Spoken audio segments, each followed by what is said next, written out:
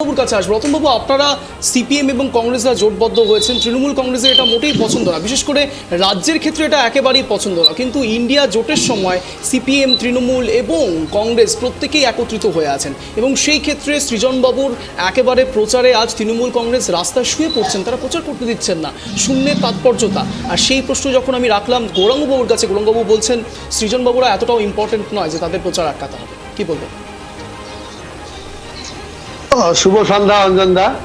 শুভ সন্ধ্যা। আমি যেটা প্রথমে আপনাকে বলতে চাই যে বিনাশকালে বুদ্ধি নাশ, আমরা ছোটবেলা থেকেই শুনে আসছি একটা উপদেশ, যখন যার বিনাশ ঘটতে চলে তখন তার মাথা কাজ করে। আজকে মমতা ব্যানার্জি তিনি বুঝতে পেরেছেন যে পশ্চিম বাংলায় এই যে লোকসভা নির্বাচনে ওনার পায়ের তলা থেকে মাটি সরে গেছে, সেইটা পঞ্চম দফা নির্বাচনের পরে তিনি আরো পরিষ্কার বুঝতে পেরে গেছেন। যার জন্য আজকে সৃজনের মতো ছেলেকে তাকে তার মিছিলে ইট বৃষ্টি বা ইট বা সামনে মিছিলকে আটকানোর চেষ্টা চলছে। এ থেকেই একটা জিনিস বোঝা যায় যে তৃণমূল কংগ্রেস ভয় পেয়েছে পশ্চিমবঙ্গে। আপনারা দেখছেন ট্রাইব টিভি বাংলা, বাংলার আপন।